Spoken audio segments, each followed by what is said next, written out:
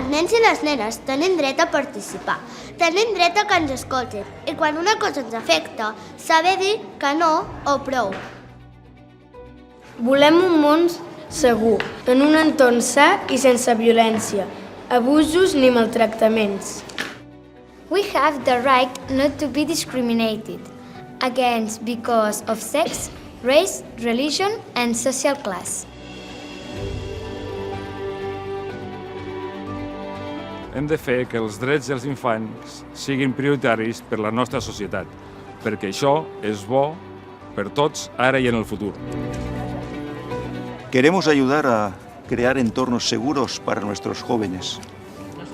Por eso hacemos propuestas formativas de safeguarding para instituciones que trabajan con los niños y los adolescentes.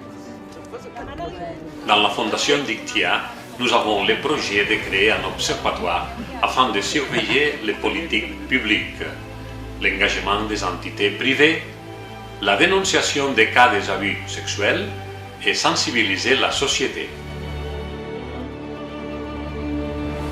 Per fer tot això, volem implicar-hi totes les entitats i institucions que treballem en la defensa dels drets dels infants i dels adolescents, d'aquí i d'arreu del món. Queremos avanzar para conseguir el mejor mundo posible para los niños, las niñas, los adolescentes y los jóvenes. Considerar los sujetos de derecho y potenciar su participación. We work for a society where children's rights and safeguarding are the priority, and we cannot and do not want to do it alone. We do it in a network with other organisations. This is the key point. Amb aquest motiu neix Dictia.